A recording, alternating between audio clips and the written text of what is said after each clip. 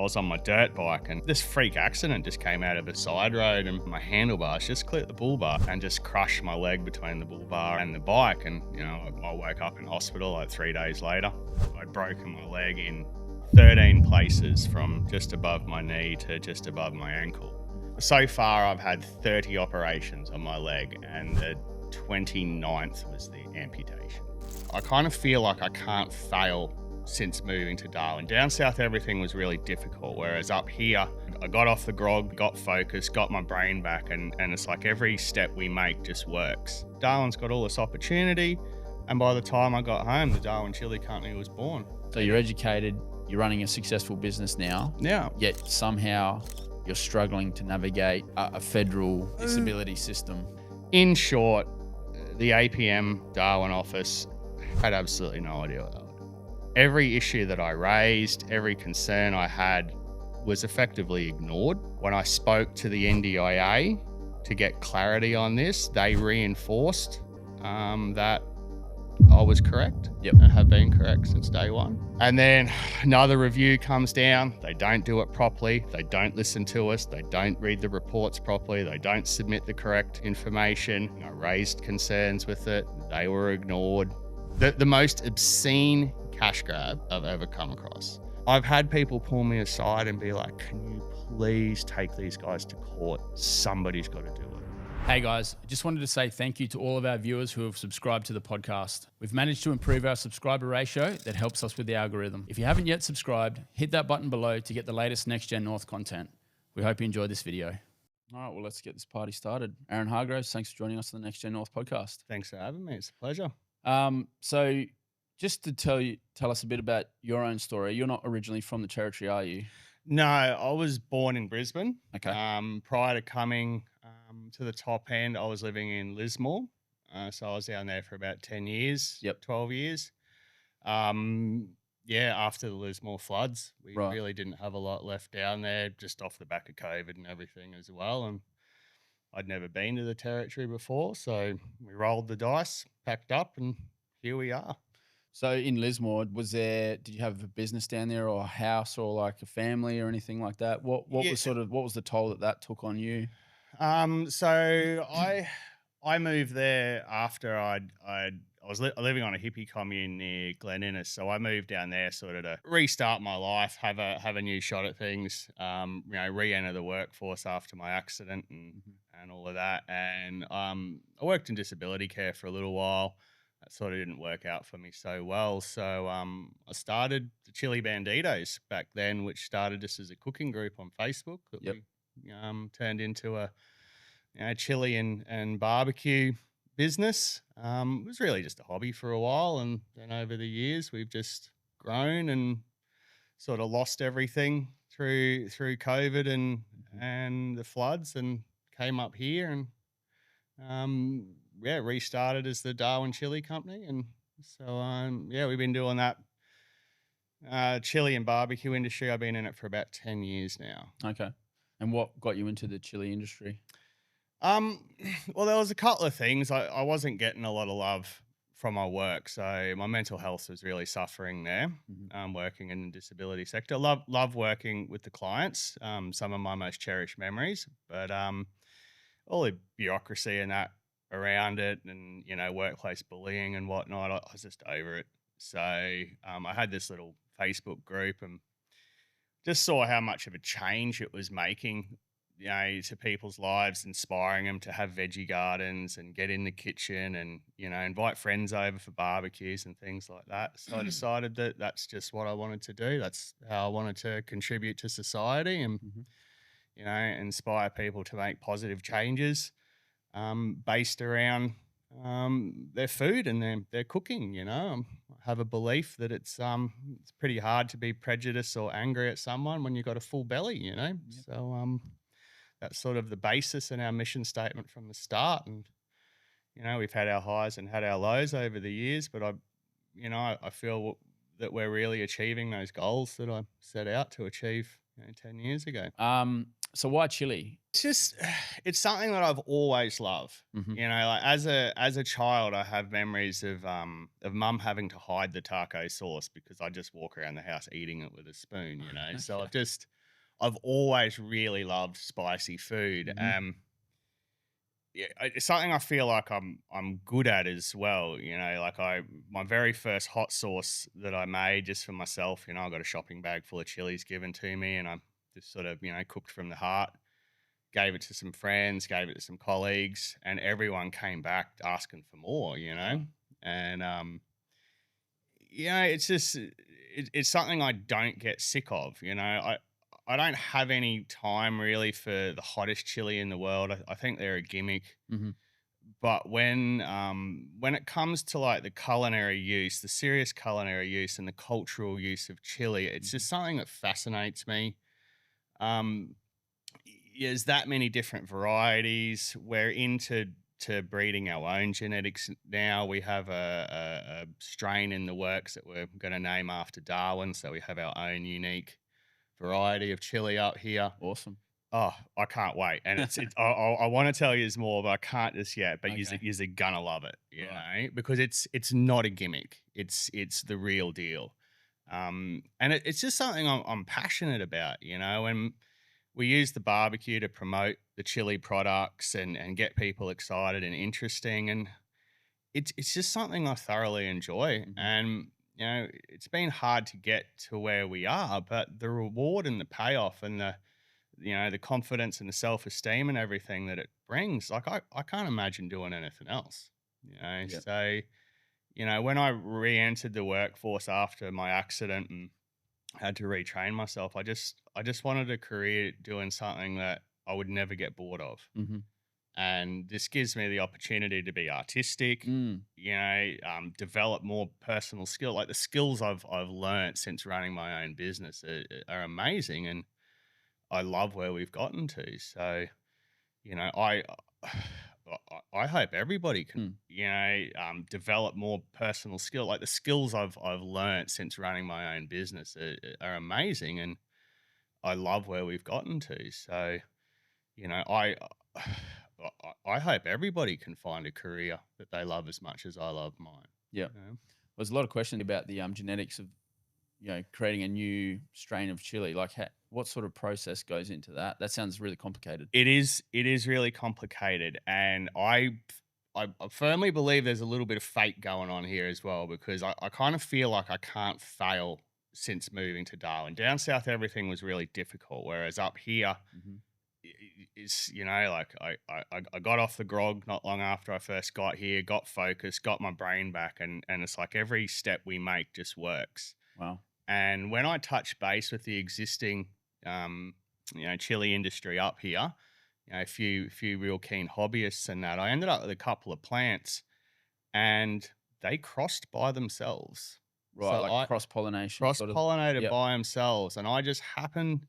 And the wing is, it was just a plant that I'd kind of written off. We're moving house, we were doing all of these things, and this Mhm. one chili plant just kept going. And when it finally threw fruit, the fruit that it threw was a cross of two others that I'd had, and it was perfect. The Yeah. flavor was right, the visuals were right, the heat level was perfect.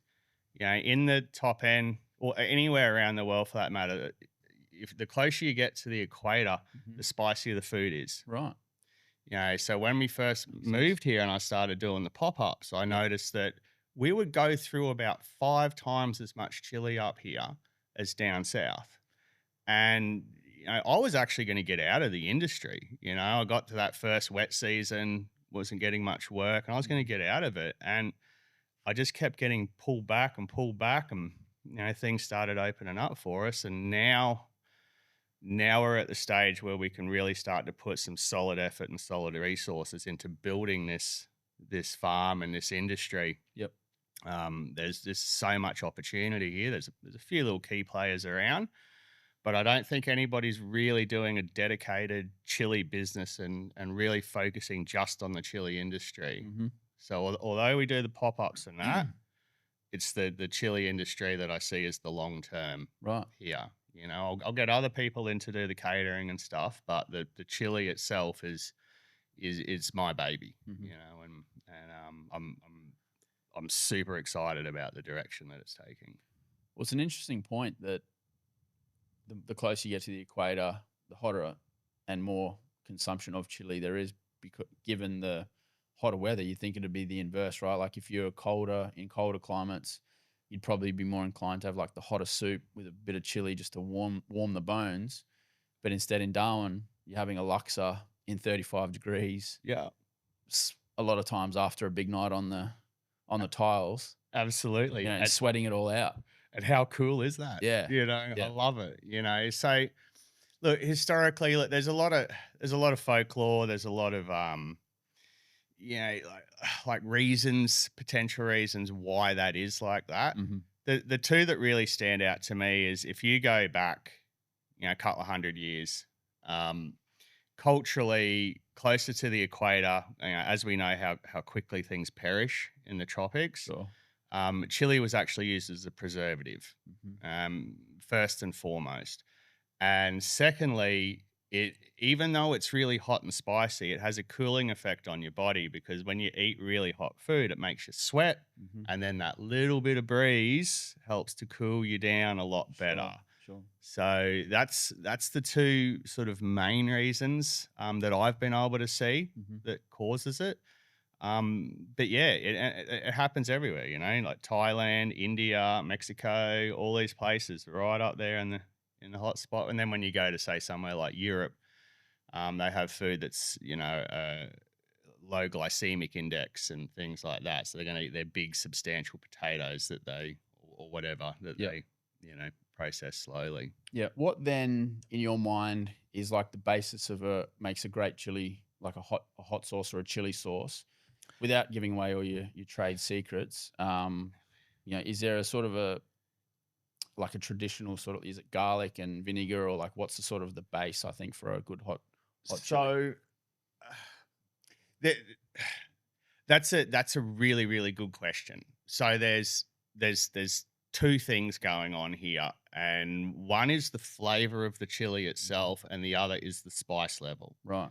Now, if you go and have a look at other spices, like nobody has a clove eating contest, so the other spices, they're used for their flavor, but not any other components, so if you have a look at something like a habanero, Hmm. if you eat a habanero by itself, it's far too hot. It's ridiculous. It'll Yep. give you stomach cramps and things like that.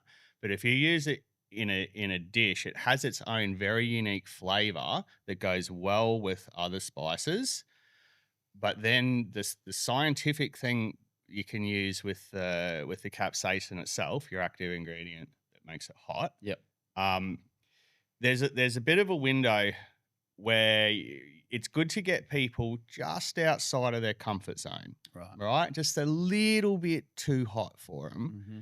So that triggers the brain to start releasing all of its endorphins as a shock countermeasure. Sure.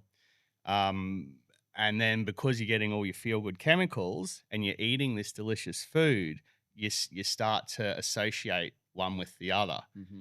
So we call it a chili addiction. As someone like me, I find it really hard to eat food now that doesn't have a bit of chili on it because Right. I'm looking for that little endorphin rush. Yeah. So if used correctly, it will enhance the flavors of the food and bring them all together. Whereas someone who's, say, inexperienced that just goes throw a couple of Carolina Reapers on their food, it just dominates it. Hmm. It's not a pleasurable Ruins experience. it. It ruins it. It Yeah. becomes a novelty. And then when I go to work with my pop-ups, I've got to undo that damage and try to coax people back in and say, well, actually, I take this really seriously. I don't want to hurt you Right. because I want you to come back and spend more money here. Mhm. So, someone who's, say, inexperienced that just goes throw a couple of Carolina Reapers on their food, it just dominates it. Hmm. It's not a pleasurable experience. it. It ruins it. It Yeah. becomes a novelty. And then when I go to work with my pop-ups, I've got to undo that damage and try to coax people back in and say, Mhm. well, actually, I take this really seriously. I don't want to hurt you Right. because I want you to come back and spend more money here. Mhm. So, give me that opportunity. And when I'm sizing people up for the first time, I'll ask what their favorite chili is or what their favorite sauce is to give me a bit of a idea on where their heat tolerance is at, because it varies so much person to person. So you've really got to have that individual contact with your new customers, just so we're all on the same page. Sure. You know, we won't use anything like extracts and things like that, because it's just, from an economic point of view, what's the point? You sell it to someone once and it sits in the back of the fridge until it gets thrown away. It only ever comes out when everyone's on the terps and they want the novelty. Sure. Whereas the way I design my products is so that you can put 2, 3, 4, 5 of my products on one meal, and we try to deliver a really good quality there, aesthetically pleasing, all of those things, so that people get excited about using it and they use a lot. Mm-hmm. You know, Yeah. our return customers, we always try to look after them. We're always trying to keep our overheads down so that we can give the best value for money. It's it's about delivering a quality product and having a good, customer service, and Yep. you know. Yeah. So you've arrived in Darwin from Lismore. You're down on your luck, it's fair to say. Oh, absolutely. Yeah. So what were the chain of events that sort of led you to getting into the chili business, I guess, up in Darwin? You said you had this plant that sort of cross pollinated. It was almost like a divine kind of thing, right? It's like the burning bush or something. Yeah, it was a bit like that. Yeah. So, like, for those people who haven't seen our barbecue war rig, I built and drive a pretty, all our vehicles for that matter are all pretty wild. So we got the smoker trailer and the smoker ute, and so I came out here and I did my first dry season. Mm-hmm. So we got here, the relationship I was in was failing. It was obvious the writing was on the wall there, and I didn't. When we decided to come up here, it was because my ex partner was doing FIFO work up here. She's a nurse, so that just seemed like a good option. So I essentially just went, look, we'll follow your career. I'll work out what I'm going to do when I get there. Sorry, just quickly. Yep. A FIFO nurse. Yeah, so she was working because we're obviously living in the Northern Rivers. So she did some work in Bestwick, and then she got some work with ADF through the COVID stuff. She was out at Howard Springs. Okay. Um, Sorry, I thought you meant like flying in from, say, Lismore to the Territory and then back out. well, that's what she was doing. So she'd get contracts. Wow. So yeah, so she did a couple of stints in Bestwick, and would come home and just tell me these amazing stories about the community and just how amazing the Territory was. We were Skyping all the time, and I was just fascinated. Yep. And so she did that a couple of times, and then we looked at the money, and we didn't have anything going for us back in Lismore anymore. Everything was just so difficult. Mm-hmm. And I just, a series of events happened, and I just said to her at the time, it's like, what are we doing here? Let's just roll the dice and go to the Territory. Yep. And we had it like a lot of people, 2-year plan, get back on your feet. I considered, trying to get work in the mines, working with the communities, whatever. But, we got all our stuff out here, and then it's like, right, well, what next? And, I just went out and started doing what I was doing. And then, I met a couple of really cool businesses up here. They really sort of put us on the right track. Coolinga Guns and Ammo were one. We just started like setting up out the front, and what I'd been doing down south, I just refined it. I'd had a lot of problems with alcohol, so I addressed those. Got that sorted. And then just like, all right, well, do I continue to do this? And because it's so wet season, dry season, everything's on or off, I was like, I can't do this anymore. I just want a retail job or something. Steady. Just pay the bills. And I received an incredible lot of prejudice and or perceived prejudice Because of my disability. Right. And I understand that. You've got someone that has a disability versus someone who doesn't. And I hadn't I'd been working for myself for however long and Yep. whatever. I understand that, I wasn't the most desirable applicant, but it just got to the stage where I just got sick of having doors shut in my face, Mhm. not even given an opportunity to have an interview. And I got plenty of skills to bring to the party. And then it was one of the managers I found to be quite rude. And I was in the car and I was making up excuses for him. And I was like, hang on a second. I just went in there trying to solve one of your problems, mate. You Mm. treat me like something you stood in on the way in, mate. Like, no way. Anyway, I was on my way back to Southport, and that's where I was living at the time. Mhm. And in that moment, I was like, nah, I'm just going to go back to doing what I'm doing. I'm going to refine everything I did. Darwin's got all this opportunity. And by the time I got home, the Darwin Chili Company was born. I spent the next 2 days on the computer doing graphic design, getting the logo going, Yep. and just committed 100%. Right. Went out, refined all our stuff. It took 12 months to be able to get to a position and change the equipment to be more suitable for the top end. Mhm. And mate, this last dry season we had, I look at the numbers and just like, wow, if that's what the Darwin Chili Company is going to be doing, Yep. to the point where we've had to break up the Darwin Chili Company into 4 components now that they're all their own projects, Wow. just because there's so much interest. And so we've got the Darwin Chili Company, which is the farm and the chili products. And then we've got the Badlands Barbecue Shack, which is our training ground for the guys coming on. I've moved one of my vans up to the front of the property, and we just do, and it's very community orientated. Okay. We have plans to do a nursery up there and everything so that we can inspire people to grow stuff, and then we'll buy the produce back off them. Yep. And then we've got the Bomb Street Food, which is now our catering business, and I have guys coming on with that are, we're gonna do contracts where it works more as a cooperative, so we all end up with our own trailers and we all feed off each other so that we can go out singularly or all come together for a bigger event. Right.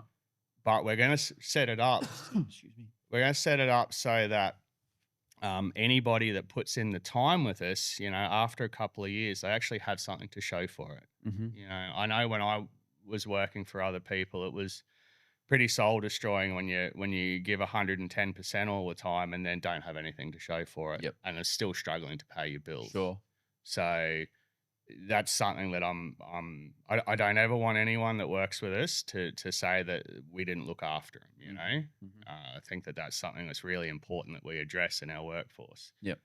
Um, and then what was the other one? Oh, and dystopian designs. So that's everything we do is in a wasteland theme, Mad Max theme. Mhm. So dystopian designs owns all of our equipment, all of my intellectual property, and all of my art. And as those 4 projects can move forward, they can take on, evolve, take on whatever. Yep. And we just want to, hold ourselves to a high standard, be community orientated, and share our success with people that are hungry for it. Well, it sounds like the business has gone from strength to strength. Oh, But I just have to ask, what are the operating conditions, or why are the operating conditions so different from where you came from to the territory? Like, what was it? You said everything you've sort of done since you've come to the territory seems to have just worked for you. Is that just luck on your I, part, or do you think I th- the operating conditions are different, or do you think it was just the it's time was right? I think there's a lot of factors there. Mm-hmm. So personal reasons, I had a lot of demons and a lot of trauma I had to face. Sure. So self-improvement, self-reflection, massive. And then with that comes 10 years of experience. When I ran Chili Banditos, it was a party business. We had a reputation of being pretty loose, Yep. and especially when you're working with craft breweries on the East Coast and things like that, it was pretty wild, but we only ever approached it just as a bit of fun and Mhm. a hobby, and coming out here, and also like living in the Northern Rivers, it's really is a food bowl as well. You got some of the best farming land in the country there. Um, you know, the I believe ec- what's the right word here? There's more money in the territory. You know, there's just I feel like when I was living in Lismore, you know, people just didn't really seem to have the expendable income that they have up here. You Right. know, because you got a lot of the mines and like our target demographic up here is cashed up tradies. Really? You know, like well, you know, that's like why we'll do, you know, pop-ups at like Sydney Tools and things like that is Mhm. because, you know, they're going in to go and buy a $400 drill. Yep. You know, they can afford a $25 brisket burger. Yep. And not only that, I used to be a tradie. I was a boilermaker in my early adulthood. Right. Right. So I know what it's like to be on the road eating out of a hot box, you know, that dirty old Chico roll that's been in there for 6 hours, Mhm. or you can just come down the road and for 25 bucks, I'll make you the best brisket burger you've ever had, Right. bar none. You know, like our pies got to such a level this year, you know, smoked brisket pies with brisket and ribs on top of them. We're charging $30 a pie Yeah. and selling the whole lot in 20 minutes. Wow. So there's a demographic, and then that gives us the opportunity to put all the chili products on it. Mm. So then they, you know, Upselling and yeah. so when it comes to good quality, clean, scratch made food, people are happy to pay for it. Yeah. And we just try to position ourselves where our target demographic is, Mhm. you know? And those tradies will get excited every Thursday and every Friday. If they're in the area, they'll come down, Mhm. you know, and that gives us an opportunity to build a decent rapport and relationship with them, Mhm. you know? If we're having a little bit of a slow day, and I'd rather just give the food away than take it home and give it to the dog, you know? Yep. So, and I'll tell them straight up, it's like, listen, we're going to have leftovers, so I'm going to hook you up, Yep. you know? And it's hard work up here. It doesn't matter what job you do. It's hard. It's hot. It's tiresome. The expectation of you to work hard is all there. So for a food vendor, you know, to be able to come along and be like, I got your back, bro, Mm. it just resonates with them and they love it, Yep. you know, and they deserve it, you know. So that's sort of our, you know, our formula for success. Have you found that this has given you purpose? Oh, absolutely. Because you mentioned coming to the territory and getting on top of your drinking. A lot of people probably have the reverse outcome. You know, it's hot, sweaty. Mango madness is a real thing. Yeah, absolutely. People's drinking probably gets worse. How did you manage I to deal with so that? it's really interesting, you know, like I got this theory, you know, sort of after I had my accident, I came up with this theory and I was rebuilding my life. Um, Everything we've been taught in this world is wrong. Okay. If you're having a problem in life, you need to have a look in the exact opposite direction from what you're doing Mhm. and give that a go. And even if you fail, you're going to be closer to the truth or closer to success than you realize. Mhm. Okay. Because you bulldoze and what you think is real and you're giving something else a go. So when I said I was coming to the Northern Territory, a lot of people that knew I was suffering with alcohol abuse and, you know, binge drinking and that were like, "Oh, you're gonna have to be careful up there." When I actually got here, Mhm. I realized that, yeah, sure, you know, you guys drink more than a fish, but it's a secondary activity. You just go camping or Yeah. shooting or Fishing. whatever, fishing, Yeah. Yeah. 4-wheel driving, Yep. and the can of blackfish is a secondary activity. Yep. It's a given. We're Yep. going 4-wheel drive and we'll grab a box. Sure. When I actually went on the Bureau of Statistics website and had a look at the biggest drinkers and the problem drinkers around the country, Mhm. Byron Bay was top of the list. Is that right? You know, if you go through all of the different statistics, sure, Darwin's got a little bit of a mention there, Yep. but mainly only around teenage binge drinking and alcohol related crime. Okay. Okay, which we're all very aware of. Mhm. So when Darwin had presented me all of these options, you know, I went out, I catered a mate's 21st birthday and, you know, got on it. And that turned into a 3-day bender. And I sat there and went, Darwin's presented me all of these things. My issue isn't with casually drinking with the boys. Mm. My problem's binge drinking. Mm.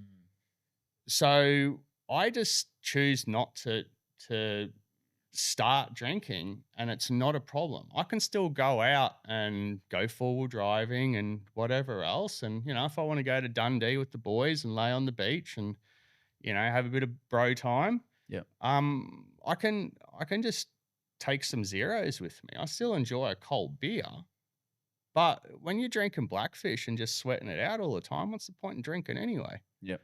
When I'm lucky enough that I'm prescribed medical cannabis, which has been absolutely amazing for my health issues. There's nothing wrong with using that a bit recreationally as well. It's good Mhm. for the mental health.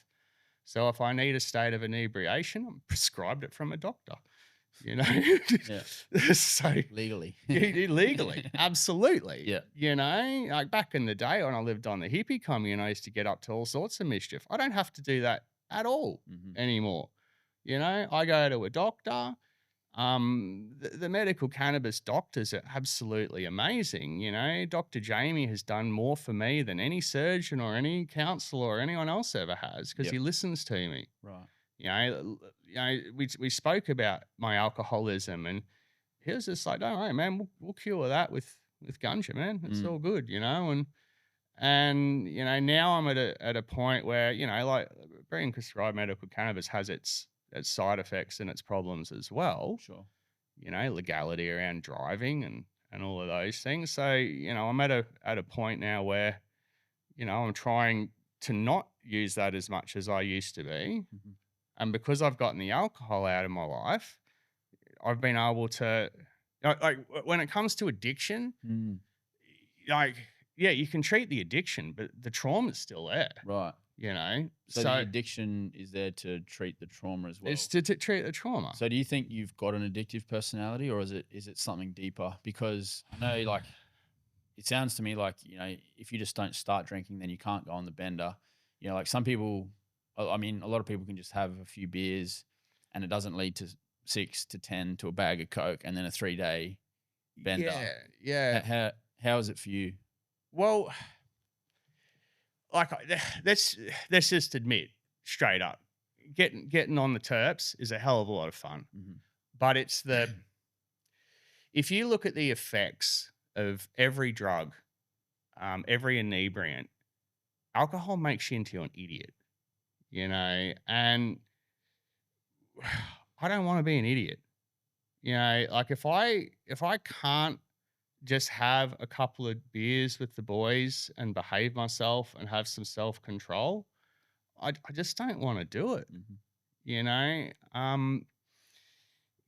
people can have opinions about other drugs all they want, but there's the reason why people end up doing drugs is because they're good. They enhance their life. I mean, look at the benefits MDMA can have with post traumatic stress disorder and things like that. Mhm. Alcohol doesn't offer any of those things. Right. It gives a short term little crutch, Mhm. and it just turns your brain off so you don't have to think about stuff for a Yeah. while. I want to be like psychologically happy.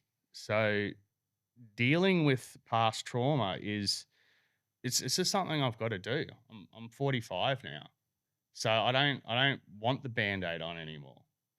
So and I want to make something of myself. Mm. I'm incredibly driven. I've been through the ringer, Yep. so let's just let's just deal with it and move on. And is it a because you're at a certain juncture in life as well that, like, you sort of think, like you say, I'm 45. I want to become something. Has that contributed as well to? Oh, absolutely. This is the greatest midlife crisis to ever happen in humanity. I'm having a ball because I did all the loose stuff back in the day. Mhm. So now, like for years, people have said, you're a great businessman, you just don't know it yet, Mhm. and you do these things, you just can't see it. Well, now I'm actually starting to see it. And like I look at what other businesses are doing and, they'll go and spend, say, 5, 10K on advertising. I go and spend like 5 or 10K on a new car, wheel it into the workshop, turn it into a ridiculous, post-apocalyptic, piece of art. and then take it out on public roads and serve the police lunch, Mm. you know, as opposed to what I was doing in the past, you know, like getting up to mischief with the boys, ducking and weaving the law, and, Mm. you know, not doing myself any favors in the long term. You know, sure, I got some great stories, but they don't equate to happiness and you know, stability. Yeah. So Um, so you've touched on it a few times, and that's a pretty substantial prosthetic you've got there. Can you take us through what happened with your accident and what led you to becoming an amputee?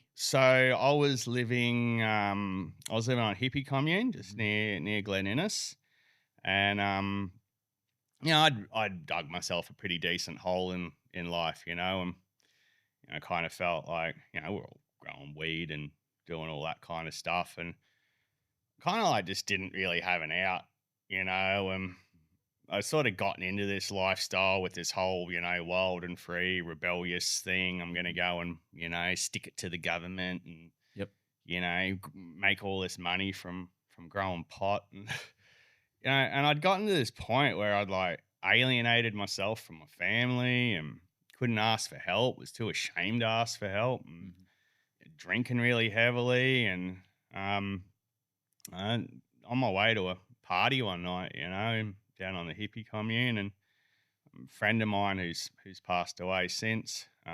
This freak accident just came out of a side road, and just that I was on my dirt bike, and my handlebars just clipped the bull bar, you know, Mhm. and just crushed my leg between the bull bar and the bike, and you know, I woke up in hospital like 3 days later, and you know, I'd broken my leg in 13 places from just above my knee to just above my ankle. Mhm.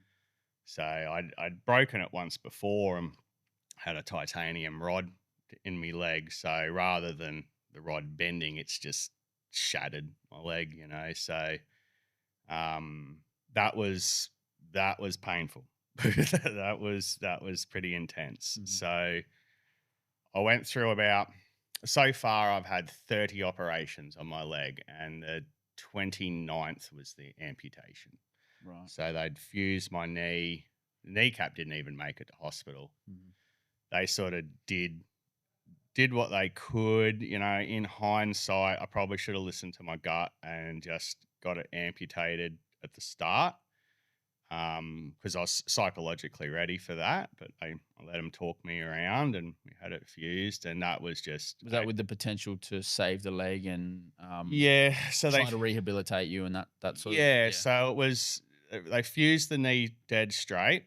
Now I was concerned about that from the get go. I mean, I'm 6'3", so having a fused leg then meant that, you know, I couldn't sit in a car properly. I couldn't go to the toilet comfortably, and almost straight away the leg started to die. So all of the Like good. necrosis, was it or It wasn't like necrosis, but like all my toes had all like clawed over, and Mhm. it was pretty nasty. And I had an insatiable lust for opiates. You know, I think I was probably 120 milligrams of OxyContin a day as an outpatient.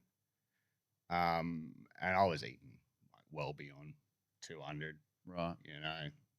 And even after the amputation, it was just as bad. And they changed me over to fentanyl. And I had the little fentanyl patches, you know, and Yeah. you'd stick one on you, and they last for 3 days. You know, I'd suck on them. I'd Yeah. finish one in an hour. What to get through them faster? Oh, Yeah. well, yeah, I was a mess. Yeah. You know, an absolute mess. You know, you mention OxyContin or fentanyl around my family, they'll just like visually recoil. Well, it's a huge problem in particularly in America, isn't Yeah, it? That yeah, people are prescribed these painkillers. Excuse me. The prescription ends, yeah, then they end up on heroin or fentanyl, like yeah. streets fentanyl. Yeah, yeah, it's brutal stuff, and fentanyl is super dangerous because of its absorption rate.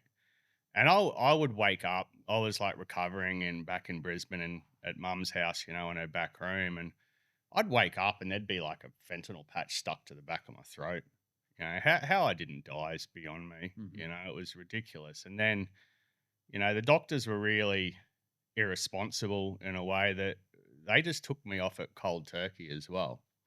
And that following week, like, phew, Mm. it changed my reality on what addiction can really be. And to this day, like any intravenous drug user, I don't care what your drug of choice is, if you can get off the gear and stay clean, phew, that's they. No one should ever be criticized for that. I Mm. have the utmost respect for them because it's hard. I didn't have a choice because I couldn't just go back to the chemist and get more. But if you got a dealer just down the road, Mhm. and to put it into perspective, there was one time when I did run out of painkillers, and one of my friends had heroin and said, "Here, just have some of that." I was like, "Oh, no, I don't want that." He's like, "Mate, I've seen how much Oxycontin you have. It's not even going to touch the sides." And he Yeah. was right, Mhm. and I just smoked it and smoked heroin twice. And yeah, my addiction was that full on. I don't even remember feeling the effects from it. Right. As a matter of fact, the second time I had it, we went and chopped like 2 ton of firewood straight after it. So, Yeah, wow. it was pretty intense. For the injuries I've had, opiates don't really do much because most of my pain now is caused by nerves. Mhm. So I get really chronic phantom limb pain, and because of the physical trauma was so intense over such a long period of time, all the surgeons told me, they're like, "You're going to get like the worst type of phantom limb pain you can," and they're not wrong. The only thing that I've found that helps at all is cannabis, and it works remarkably well. Mhm.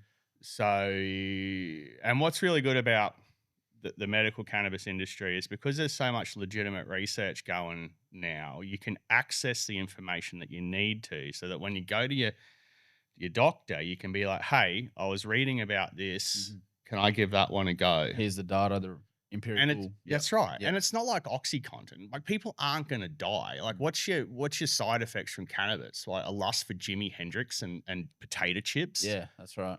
Like, it's a no-brainer. Yep. Like, I'll take some of my medical oil and make a hot sauce out of it and put it on tacos. Mhm. Medicated tacos are where it's at. Yep. And there's no reason why we can't enjoy our medication. So, although medical cannabis doesn't solve all of the problems, um, I reckon I only get about 20% of the phantom limb pain that I Wow. used to. Mhm. And the bouts that I do get, I don't think there's anything on the planet that would be able to take those away. Like, they lift me, Mhm. and they come out of nowhere. Right. So a lot of the times when I'm fatigued and run down, or um, if I see somebody hurt themselves, that will trigger my phantom limb pain. Mhm. So I have oh, my superpower is I have an elevated sense of empathy, Yeah. and I don't really like being around young kids much because they're always falling over and hurting themselves. Love Mhm. kids, Yeah. but I tell you what, they're painful little suckers. So there's truth in what is it? The going out in sympathy. Yeah, Your legs going out in absolutely. sympathy. Yeah. Right.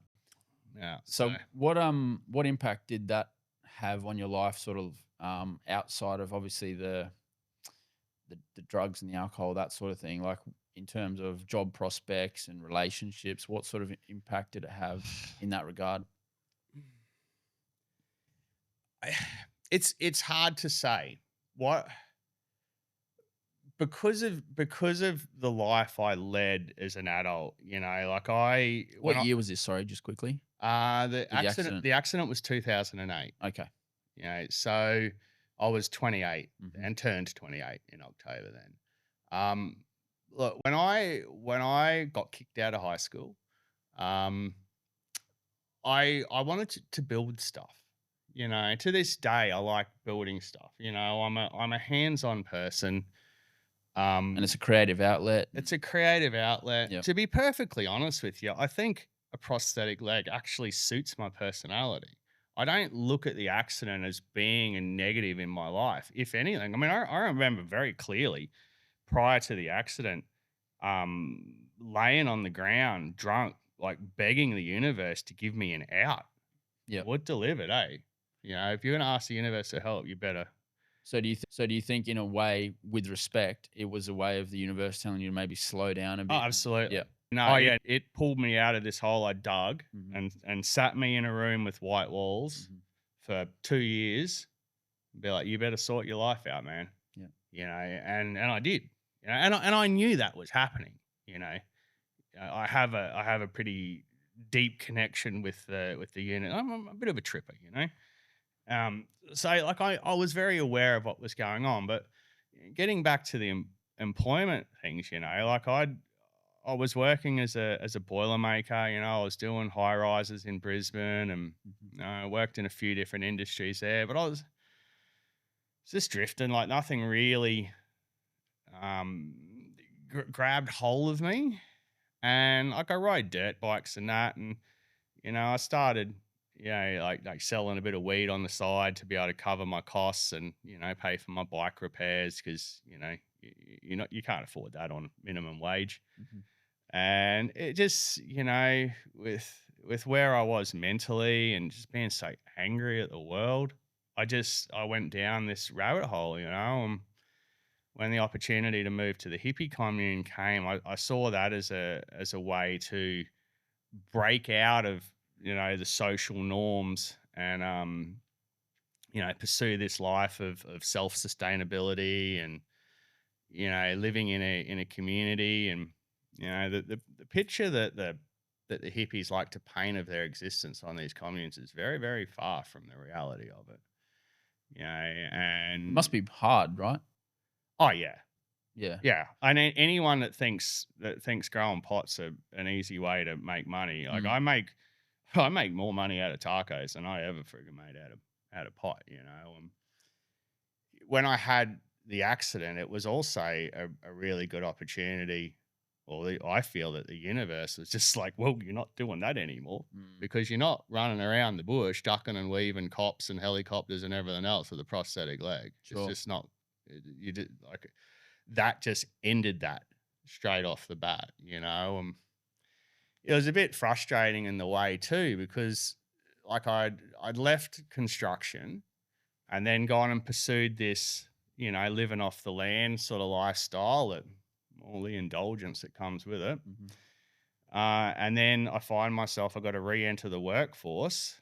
What skills do I have? Mm. You know, so I got into disability care. Once again, I'd faced a lot of prejudice and then got into disability care. And that was purely based on my own recovery and the attitude I'd had. And people said I'd be good at it, and it turned out I was good at it. Mhm. Really sweet. But then, you know, when I started doing chili and barbecue, I realized that, you know, all of those green thumb skills that I'd learnt were Yep. actually totally transferable.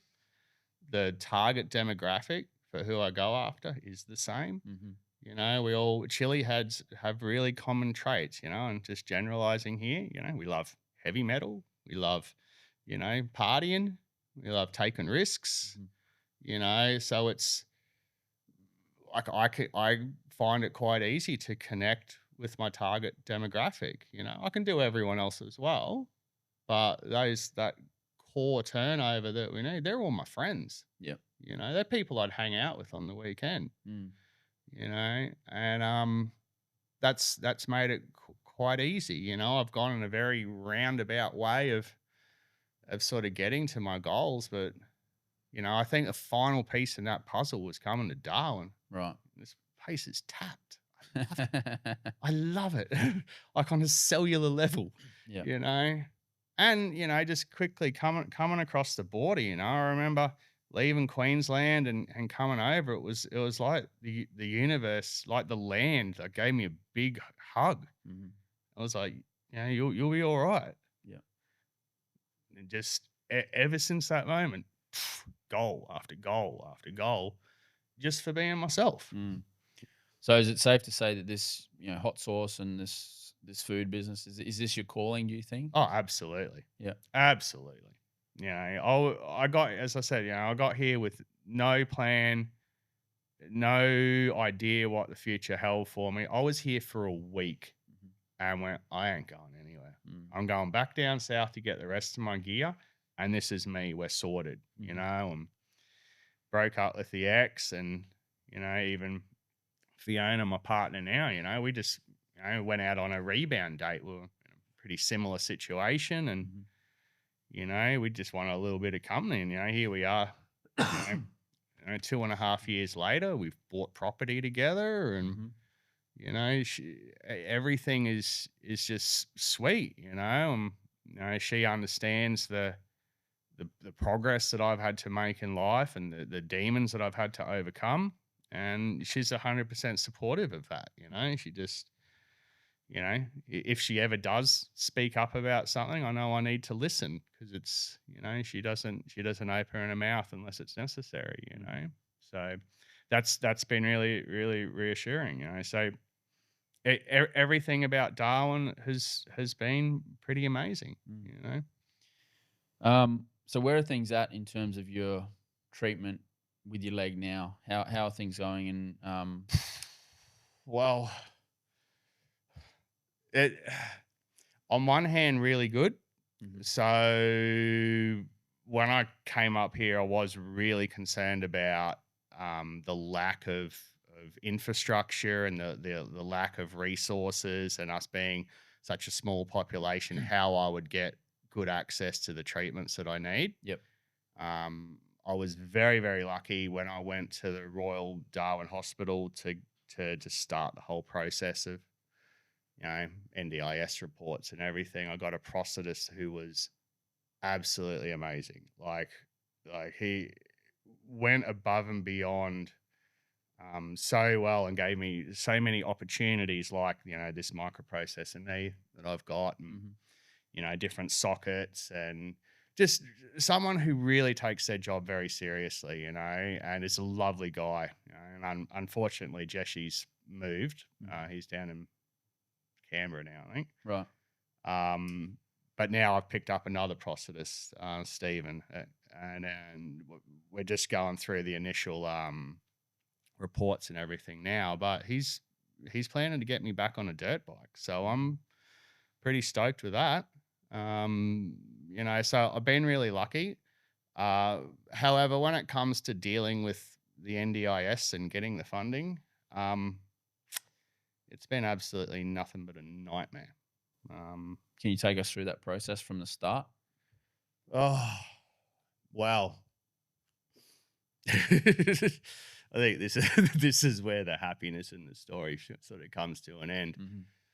So when I lived in Lismore, I had a so I just explain a couple of things about the NDIS. So the National Disability Insurance Scheme is, when it was brought in, it was replacing each of the state-run disability services. So in New South Wales, we had aging, disability, and home care, and Enable. You guys would have had something different out here. Yep. It was basically the old ways of doing it was everyone sort of just gets pigeonholed, whereas the NDIS is supposed to be about individual needs. So it's a client focused approach to doing it, which is absolutely the way it should be done. In theory. In theory, Yep. that's 100% supportive of that. Sure. Um, but I remember working in disability care and pointing out that this looks like a sneaky way to privatize another one of our industries here. Okay. So you have like local area coordinators, which are private companies. Up here we have APM, Okay. and they are supposed to get all your documentation together and basically write your plan and then submit it to the NDIA, so the National Disability Insurance Agency, to be approved. Mhm. And that has all the different breakdowns of what your funding is allocated for. And as we've seen in other industries, like the privatization of our telecommunications and um, whatever else. In theory, it's good, but what happens is private companies just come in and their profit margins held at a higher priority than the service they deliver. So in Lismore, Social Futures did my plan and they were really good. The guy I had to do it really knew his job very well. And for 3 years, I had adequate funding. Everything was fine. I was self-managed. So I'd pay all the invoices myself out of my funding. Worked really well. When I got up here, by the time we'd, you know, paid for people to, help us get ready to move and all of that, wasn't any funding left. And I'm 100 days out from the end of your plan, they contact you, see how everything's going. I told them that I had moved up here, so they transferred me to APM. Now, I still had 3 months left on my plan, and I told APM very clearly that I wasn't ready to do a new plan yet. I hadn't connected with people. I hadn't gotten any documentation. They basically ignored that and pushed me through and did an extremely inadequate plan. They did not take any of my needs, any of my situation into consideration and just pushed it through. Out a door I go. I went to go and connect, use my funding, connect with the relevant places, and they pulled me back in and flagged me for misspending. And this started this cycle. Now, what the misspending was basically about is the NDIS will fund allied health professionals. Okay, so that's your occupational therapists, your Speech pathologist. fees, whatever Yep. it is, Yep. right? Mhm. So they're, an allied health professional. You have to have a university qualification to do it. It's got to be under a regulatory body, Sure. all of that kind of stuff. Now, the allied health professional I use because of my limb is an osteopath. Now, osteopathy quite often gets thrown into the alternate medicine, alternate treatments, Okay.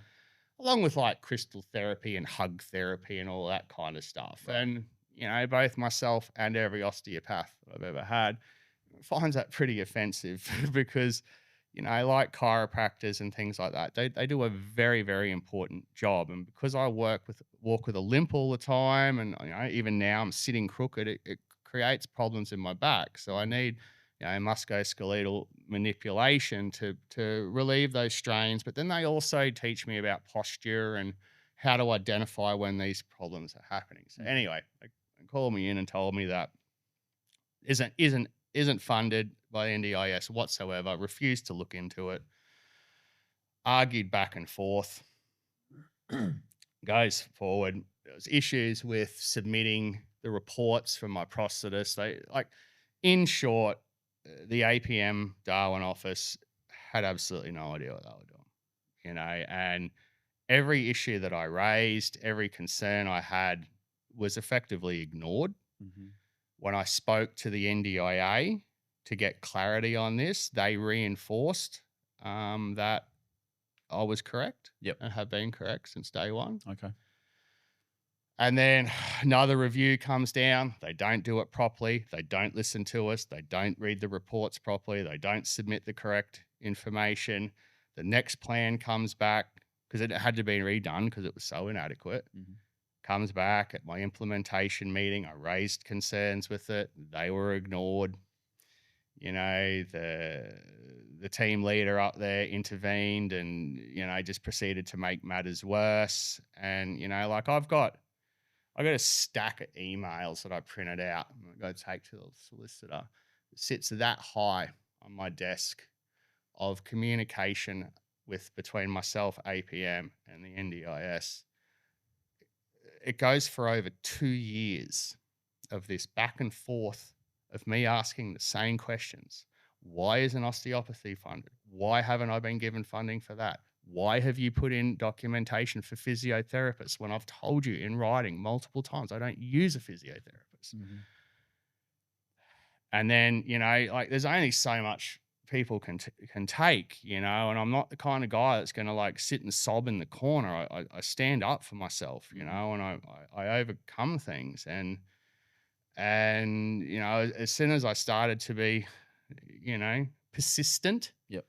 tenacious, standing up for my basic human rights and trying to hold people accountable through the NDIS's own duty of care, they start labeling you as harassing and abusive. And, like, sure, like I was short with people. I'm not going to deny that for a second. But Yep.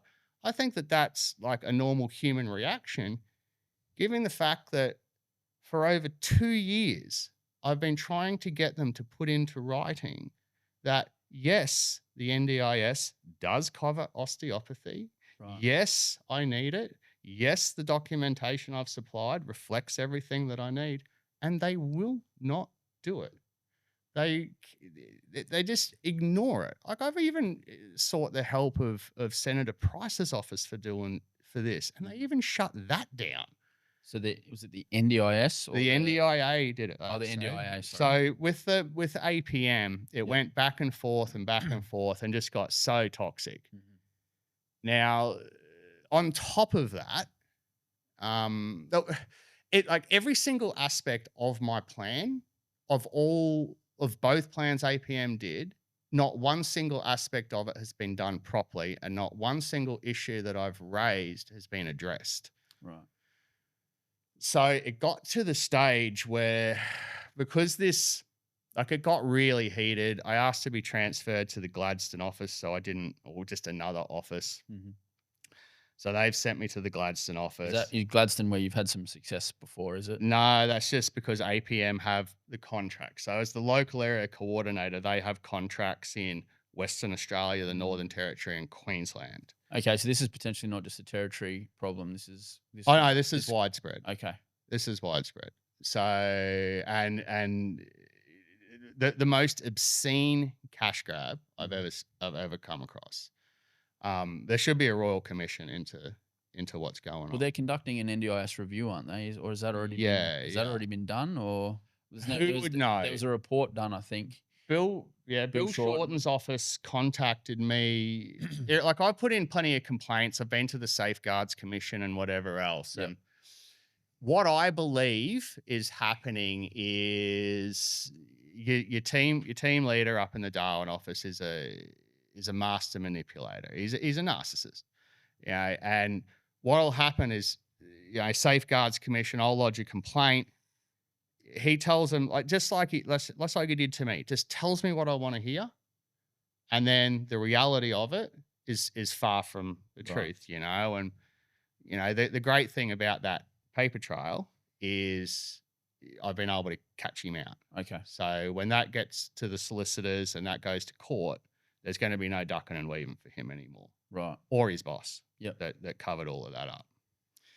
So what happened is it went back and forth and back and forth. And because psychologically, like you can go and have a look at the YouTube channel I've made. I think episode 3 is me having an emotional breakdown in December. We might actually have that video. Do you mind if we play that? Just at the end, just to see what sort of impact this has had on you? Yeah. And that is 100% purely because when I will call them to ask about why these things haven't been done, I still get into arguments with team leaders about whether an osteopath qualifies as an allied health professional. Not only does it has been recognized in this country for over 100 years. The NDIS has covered it since day one.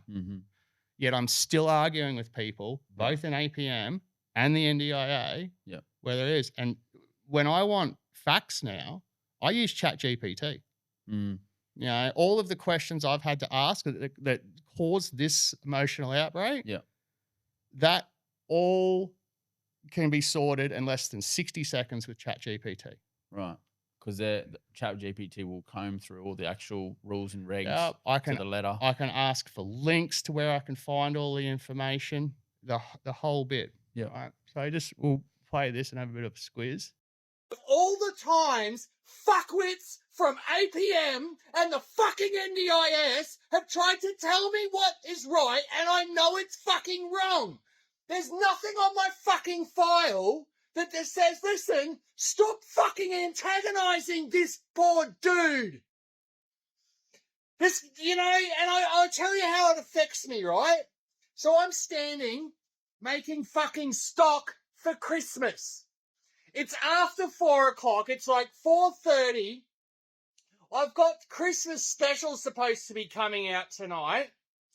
My head is so fucked up at the moment trying to fucking concentrate on shit that my date stamp, I couldn't find my date stamp. I looked everywhere for my fucking date stamp. I just drove from here all the way into Stuart Park to fucking Office Works to buy another one. I get out here.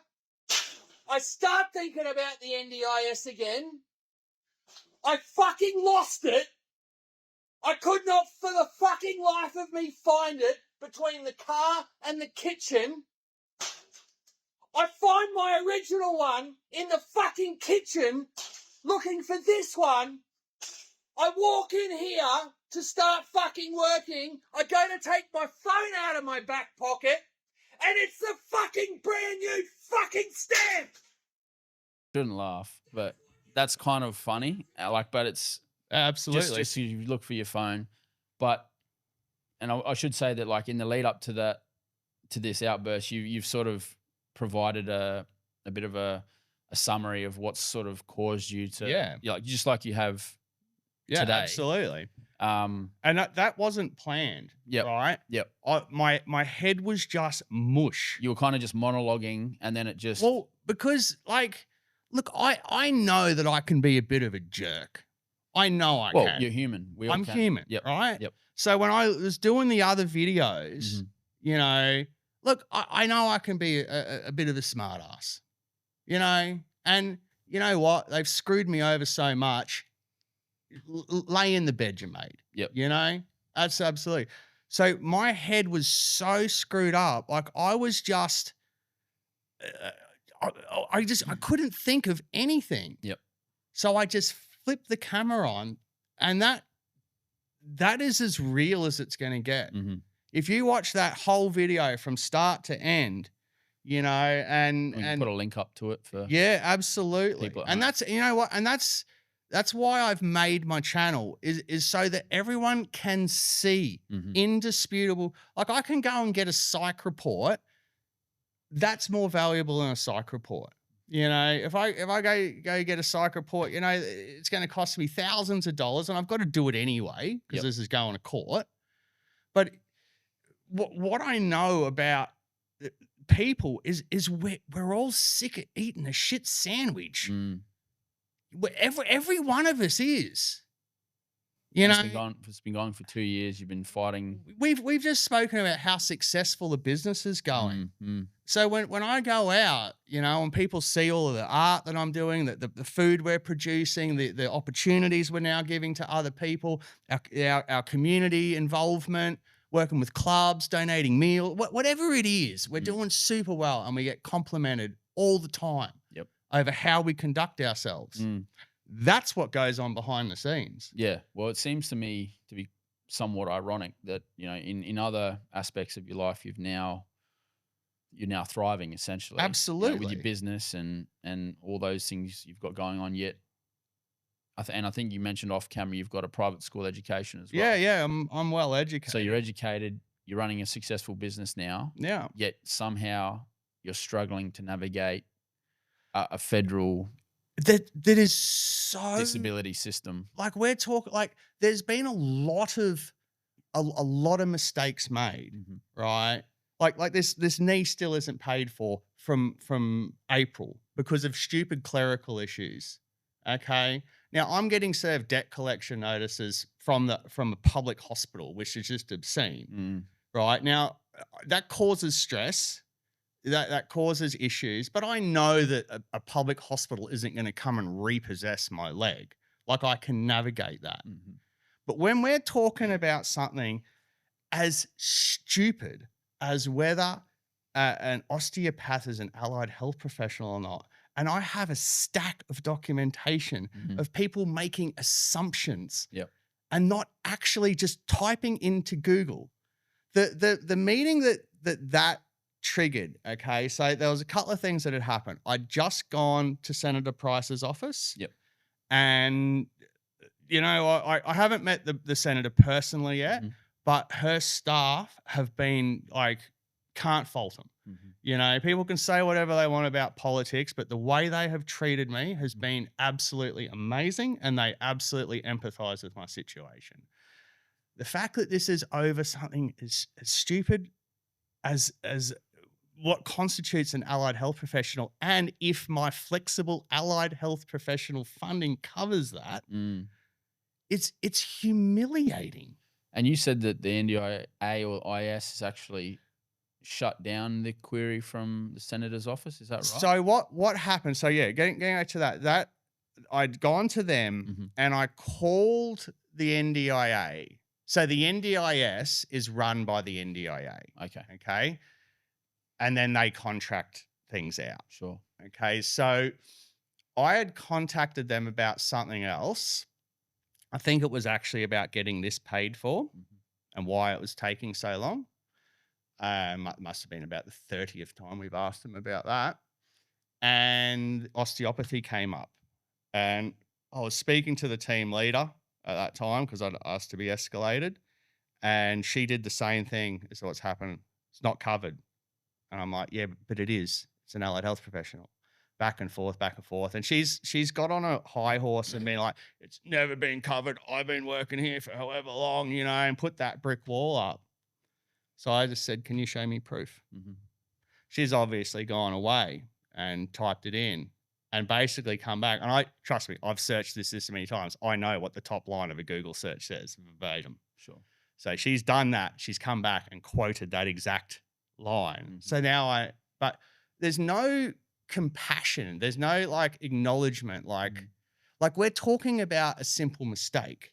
If you and I are having a conversation and I'm wrong about something and you bring it to my attention, the first thing I'm going to say is, listen, sorry, bro. Yep. My bad. Yep. I feel, so there's no, as it says in that video, that there's no saying, oh, listen, mate, like, we're really sorry about this. And I truly believe in what's supposed to be, quite a sensitive part of we're life. We're talking dealing with disability, and we're talking about disability care. I worked in the industry, and although the old ways of doing it were quite draconian in a lot of ways, I know the standard that we were held to. If we were not continuously empathetic and compassionate towards our clients' needs, and we didn't represent them, we weren't even advocates, and we had to really to do a care plan for them would take a month, right? Because of all the cross-checking and documentation we had to get the family in to sign off on it, make sure any amendments that need to be made. Now they can go through for over 2 years, torment you psychologically with this stuff, and then it's still just, oh nah, no acknowledgement. And I truly believe I'm being discriminated against because I'm a 45-year-old white male. I'm apparently the patriarchy. We get blamed for everything all the time. You're the oppressor. We're the only demographic that it's okay to beat up on publicly. Yeah. And when we don't sit in a corner crying and weeping, for our safe space, we stand up and say no. Yeah. Like when we go you're displaying toxic masculinity. Yeah. It's all right if we pick up a gun and go and fight overseas. When it comes to individual security and personality, our masculinity is revered, given medals to. But when we try to stand up for ourselves, we're just labeled. And we're all professionals here. They know not to say certain words, but I'm also not an idiot. Yeah, you're reading between the lines. I can watch people. When I go in, and I want to make really clear here as well that the Darwin NDIS office have been really cool as well. Yep. I sat in there talking to them, and obviously they can't say much, but I'm pretty good at reading body language. And when I mentioned the APM office, and I mentioned other things going on, like the roll of the eyes, like, yep, here's another one. On this journey of standing up for my rights and holding people accountable, I've met a lot of other people that are in the same boat. Yep. when I speak to other people in the industry, I don't want to name businesses and that. I don't want to tarnish them or have any, Mm-hmm. target on their back. But I've had people pull me aside and be like, "Can you please take these guys to court? Somebody's got to do it." Right. And absolutely. So is that where things are at for you now? You mentioned showing evidence to lawyers. Where is the process at for you now? So late last year, mid last year, Mhm. because the business had taken off so much, and I was, where my head was at with it all. I can't keep getting angry about this. Mhm. Um, I went and sought the hell. I was looking for a solicitor just to go and sue them straight up. Sure. But I came across, because we are a bit stuck for resources out here. I came across Darwin Community Legal, Oh which yeah. advocacy, DCLS. Yep. yeah, Yep. Yep. and Shay down there, such deep respect for that man, and anyone who dedicates their life to stand up for the rights of others is an ace in my book. And as soon as I engaged with those guys and they, understood my situation and tried to sort it out, that was a bit of a turning point. I felt like we made some progress there. He acted on my behalf. I didn't attend any of the meetings. And then when I got hold of those meeting minutes, and went through them all and saw all of the mistakes that the Darwin's office's boss had made, Mm-hmm. I asked for another meeting to present evidence. They ran back to their legal team. And now, bearing in mind, I'd been asking to be transferred out of APM for months, Right. and I was always shut down. There's no option. You have to stay with us, right? And I remember sitting in meetings arguing the point for selling. There's got to be a backdoor. As soon as I said I wanted to present evidence showing that they were wrong about things, they ran back to their legal team, shut everything down, and transferred me back to the NDIS or NDIA to be agency managed Okay. in an attempt to silence me. Now, when I asked for freedom of information stuff Mm-hmm. relating to that, Yep. it appears that they've actually launched fraudulent documents claiming that I'm just abusive and harassing and all of this kind of stuff. Right. So that's going to come out in the wash. Yep. So it's pretty obvious to me. I know when I was speaking to one of them on the phone, they must have read a document to me that they weren't supposed to. So I know that there's things on the other side of that computer Mm-hmm. that I'm not allowed to see that are written about me. And it was about me being abusive and whatever else. And it's like, well, my rebuttal to that is like frustrated. Yep. Fixated. I don't think so. Tenacious. Absolutely. Yep. And we're not seeing abuse because that would dictate like malicious intent. Mm-hmm. This is a reaction to bad treatment. Mm-hmm. So this is everything that I've documented, like that video and everything else, is actually the decline of my mental health. Yep. That's evidence that what they've done is negative to me, whatever. Mm-hmm. So we've gone through all of that. I feel like we're making headway. The NDIS have definitely starting to learn to dot their I's and cross their T's with me. So we're in the process now where another plan is going to be written, which will be the third one in 2 years. And I'm exhausting every legal avenue I can. So there's two things. I'm giving APM and the NDIS absolutely every opportunity to rectify this, Right. to take acknowledgement of it. Mm-hmm. We have long past the point of not seeking compensation for this. So I'm in the market for a good legal team. I'm not going to rush into that straight away because we still have a few loose ends tied up. Sure. But when they decided that they weren't going to act in my best interest and neglect and abuse me, I started collecting a paper trail so that there's no way they can squirm out of it. Mm-hmm. This isn't a matter of is this winnable, is it not? I can just lay it out Sure. and just show you know. So is your main gripe then with the APM itself, or is there a broader criticism of the NDIA and the NDIS and maybe how it's structured, and then maybe how the APM are misinterpreting rules and regulations? Like, who are the parties with your main So gripe you've with? got, well, there's levels to this. I remember sitting in meetings, back in 2013, 2014 with the rollout of the NDIS and being very vocal about profits. Profits should not be the number one priority when it comes to healthcare. An example is like I find paid parking at hospitals one of the most repulsive and evil things going. Yeah. No one's at a hospital for a good time, Mm. and it's expensive. Yeah. So I raise issues for that, and I think that the NDIS is a very sneaky way to privatize aspects of our healthcare because they always start with the most vulnerable people first. Right. So we've seen aspects of privatization in prisons and aged care and disabilities. Yep. And these are predominantly demographics that don't have a voice. So I think that that's a strategic move. But is there a danger that if there's no profit motive for companies that you're not going to attract like innovation in medicine and things like that? Well, that's the catch-22. Yep.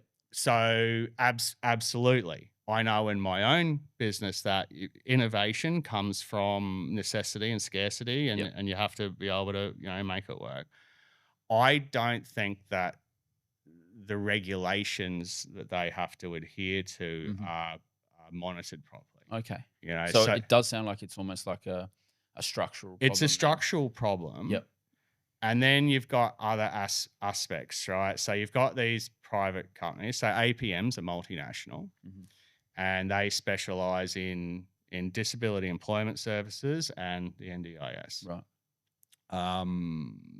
In my opinion, two of the most useless freaking industries we have. So they're coming in and doing that, but because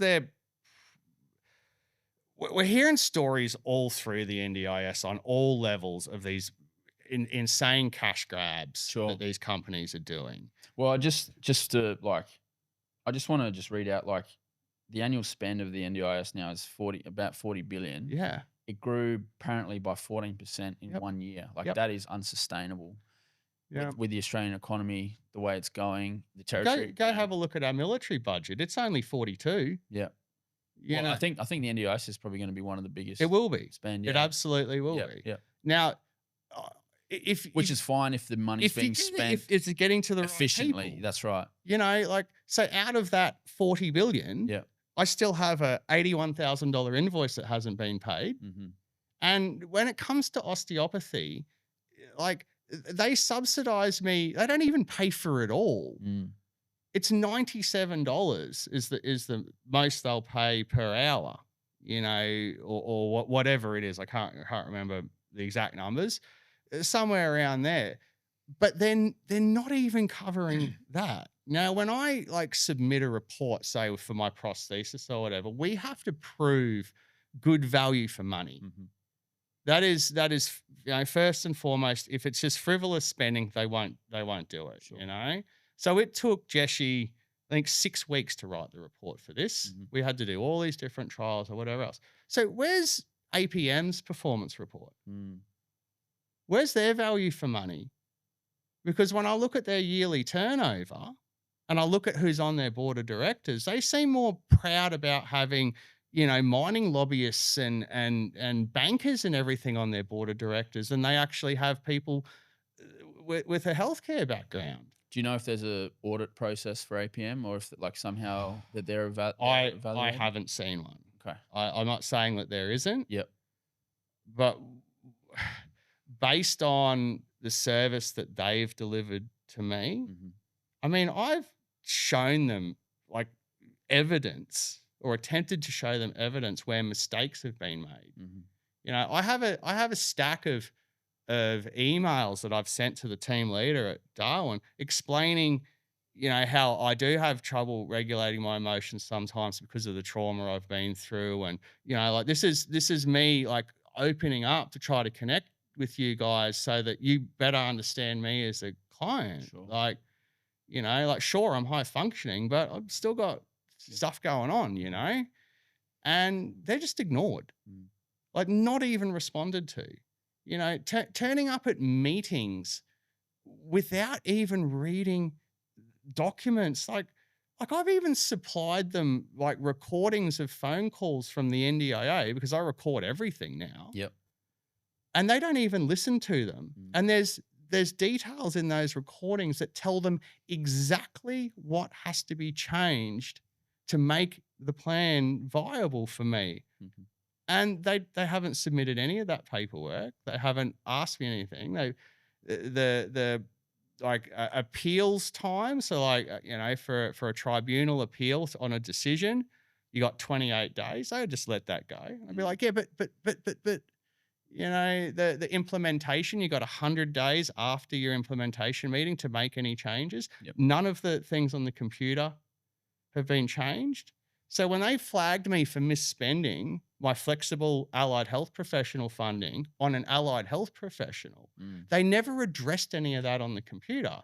So then when we've asked down the track for me to be changed to self-managed so I can go back to the way it used to be, they haven't changed anything on the computer. And this is why I believe that they've got a narcissist like running the show up there, is because every time I've given them the information that they need to be able to address it, it's actually the team leader's got to self-reflect and look at his own work. And he's proven to me time and time again, he's incapable of seeing his work from a negative light. He can't self-criticize. Yep. That's a massive red flag. And that's someone in a position of authority and power. So it's clear then that the system isn't working for you. No. It's potentially, well, I'd say there's a good likelihood that it's not working for a lot of other people. If you could wave a magic wand or sort of fix something, or like, what do you think the remedy is? Maybe in your case, we'll say, what would improve things in your case? Would it the elimination of unnecessary facets? Okay. So bureaucracy. So an example of that is we need to go back to one industry doing it, right? So at the moment I've got the NDIA who approves the funding. Until I got transferred back, I had APM as the local area coordinator that submitted the paperwork. And do they control the fund to you? Is that so the money comes from NDIA to APM to you? No, they don't. Okay. So that's another aspect. So because I was taken off self-managed and put on plan managed, I had to get a plan manager. So I use Plan Management Mob. They're super, super cool. Okay. And as a matter of fact, when APM wouldn't return my emails and give me details of what was above board and what wasn't, I actually went to my plan manager. And they're not supposed to give me out that information, but I had a meeting with them and they really empathized with my situation. And ultimately, they're the ones that have got to submit the invoices. So it's got to get by them. Okay. And then on top of that, you can get a supports coordinator to make sure, I'm guessing that's, I'm not even sure what that is actually. And then you have all of the individual supports as well, which are all private companies. So and that's the service you're talking about. That's the service. So if I'm given, some allocation for say yard work or whatever, because there's only so much I can do safely. That's a private company that I get in to do that, and I get to choose who they are. Yep. Which is good, because it means that I can, I can give other small businesses the work and sort of help them up. And the NDIS doesn't pay what they're worth, but at least it's something. At least it's something. So you're sort of saying that if the process could be streamlined, does that mean dealing with less providers and not providers, but coordinators and different sort of tiers of bureaucracy? So local area coordinators, I don't they haven't done anything. APM haven't done anything for me that I wouldn't have been able to do myself. Okay. And they certainly haven't helped with me understanding the framework and, like even things like, I'll ask them for a list. Can I have a list of allied health professionals at this funds? There isn't one, so it's all, yeah, I can't get my head around it, and you got to beg and beg and beg, and then eventually you'll be given a vague idea. So you go to Chat GPT to sort it out for you. So if you got rid of the LACs, the local area coordinators, and you just had the NDIA write them, which is who's going to be writing my next one, that allows you to go in, sit down, you have a pre-planned meeting so that they can tell you all the documentation you need to go and get. As a matter of fact, the NDIA, first time in years, they actually called me about 5 minutes before you did yesterday and said, can you come in for your pre-planning meeting? We want to make sure everything's above board. So I think that they've probably had a little bit of a look at what's going on. And Yep. Well, it sounds like we could replace the whole lot with Chat GPT. Oh, absolutely. Might be a bit of dangerous foreboding though. I think that could be where we all end up. Well, anyway. this is the thing I keep trying to. I make this point to as many people as I can. I remember working for Craig's Engineering when I was about 2021, and this is when China was able to buy our iron ore, turn it into steel, fabricate it, and ship it back here for the price that we can fabricate something. And I remember Craig walking us into the office and said, the only thing we have that is going to excel is our attention to detail and our quality control. Australians build things at a higher quality. So when you go out onto site, those two things have to be held in the highest regard. Sure. I think with AI, we're in a very similar situation. Yeah. Right. In my eyes, I think about the amount of taxpayer money that has been spent on this kerfuffle. Yep. I got all the information I've been asking for in less than 60 seconds with AI. Yep. So to me, that just made every person's job I've dealt with in the last 2 years redundant. Obsolete, yeah. Obsolete. Yeah. Absolutely. Give them their severance package. Like we could have a website with the technology that we have right now. Just the basic technology that social media uses. We could be uploading our reports, having them analyzed, whatever, funding allocated through a proper mathematical framework that takes in all. My partner works for the Bureau of Statistics, so like I know all the data's there. We know how much these things are supposed to cost, and when you see that $40 billion,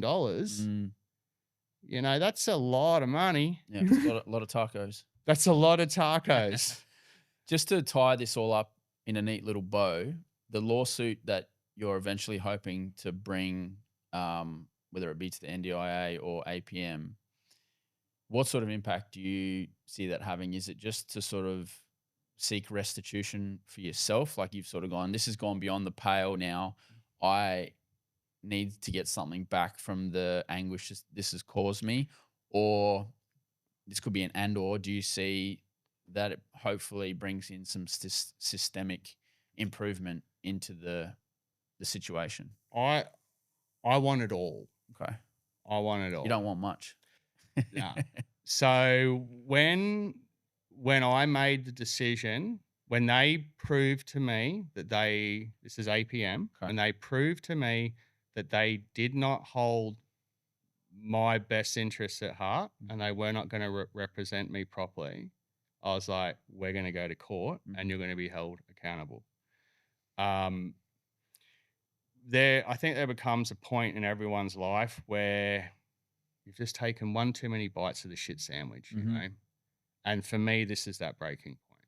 Okay. This is where I decided with everything I've been through, family trauma, personal trauma, things I've inflicted on myself, things that have been inflicted on me, I decided that this is, because this is so morally repugnant, this is where I decided no more. And I believe that this is I want to leave my mark on the world. And a way that I would like to do that is by standing up for people that don't have a voice. I've heard a lot of stories where people are just exhausted and they give up. Because the system's just too Because you get big. nowhere. Yeah. You get nowhere. So everything that I've been through, I'm going to use that as strength to not let them beat me. And I don't want one lawsuit. I want this to be a class action. So anybody else out there that needs to be heard, that needs support, that wants me to go through their stuff, anyone that wants to come on the YouTube channel and tell their story, I want APM shut down in the Northern Territory. Okay. How can people contact you to get that process happening? And then we can give you a shameless business plug. Absolutely. We can do so let's start with the how can people contact you to get involved in what you're doing? So my YouTube channel is Taco versus the Post Turtle. So at the moment I've just uploaded everything there. Go and have a look. It goes into a lot of detail. It is a little bit higgledy-piggledy because I just work on things when I can. You can leave a comment, whatever. You can contact me through my Facebook business page, the Darwin Chili Company. You can come out to any of our pop-ups. If you send me a private message through our Facebook page or Instagram page, I'll give you my phone number. We'll catch up. Look, even if you don't want to pursue legal action, if you just want to be heard, you want to come out for a taco and just like scream at the moon for a while, down to party, I know how good it feels. So, you do any of that type of stuff. If you're a barrister or a solicitor and this story tickles your fancy and you want to go them, you have a look at the documentation I've got, man, you're going to love it. Hey, this is a no-brainer win. So I'd love to hear from you guys. Yeah, I think that's probably the best way to get hold of me. Right. Yeah. Tell us about these delicious looking products you've got here. So these are all made up here. So I'll start with the mildest one. So these are our Darwin Chili Company products here. We've got chimichurris, we've got Mexican style. We do got the barrel aged, got an extra hot there, got a pepper steak. Wow. I got a couple of other products in the works. We do absolutely as much as possible in-house. All right. So we design all the labels. We grow as much of the chili ourselves, package it all at our farm out at Berry Springs. Super tasty. Yep. Super well received. We put a lot of pride into using, the best quality ingredients we can. And everything has like little hidden things as well. We use the wax seal, not just because they look really good, but if you leave these in your car and that wax melts, oh no, you haven't had it refrigerated properly. Right. So the indicators to be able to just make sure the product is right. It's very hard making stuff up here because of our climate and growing stuff. So we're just trying to make really good quality, stable products. We also have, we've got some new products coming out soon. This is some of our smoked chilies. Have a whiff of these guys. Have a smell of that. Oof. So they are smoked for about a week. What sort of wood do you smoke them? These ones here used whole macadamia nuts. Wow. So that sounds expensive. It was expensive. Well, I moved from the Northern Rivers, so it's all macadamia farms down there in Pecan. Okay. So one of my friends had a pecan farm and he gave me a big sack. Sure. So right before I left Lismore, I smoked those for about a week. Nice and really low, and then dehydrated and packaged them up at like the vacuum of space and then stored them for a couple of years, and I've only just started opening them. So they're aged, super smoked. So they're more niche products that, you know, they're more for chefs or someone who has, you know, good chili knowledge and that to be able to then use in dishes. Yep. But hey, if you want to destroy somebody, just like get them to chew one up. You know, they will repent their sins. Can you tell the folks at home how they can buy your stuff? Whether is it through Instagram, is it a website? What's the best way? So at the moment, we're just running the social media. So we're just on, you know, the Darwin Chili Company on Facebook and Instagram. But a lot of our products are around, you know, Parat Fine Foods, a bunch of the different butchers, Coolinga Guns and Ammo. Got a few other places. There's a big long list. So last year we really focused on the catering side of things. This year we're really going to put a lot more effort into getting our products out there. So you're going to be seeing them pop up everywhere. Okay. And then for all of our small batch limited release, just come out to any one of our pop-ups. Yep. And we keep the stock on because we like to have a little bit of exclusivity for our loyal customers. So when they come out, they get a little bit of access to, you know, like little things like this. This is the spice rub called achiote that we use for our pork and our chicken. So we're looking at getting this into production soon. But yeah, you can come out, and that way, like we're not trying to keep all our recipes secret. Sure. We want you to be able to go home and really make good quality food, you know, from scratch. Everyone's a winner that way, you know, and then you can always come out and get more stuff from us anyway. All right, everyone, get involved. Aaron Hargreaves, appreciate your time, mate. And Thank you best of very luck much. with everything in the future. You'll have to keep us posted on Oh, on mate, how it's going. we're gonna be massively successful up here. Massively. I'll bet. Thanks, mate. Appreciate it. See ya. Cheers, guys. See you next time.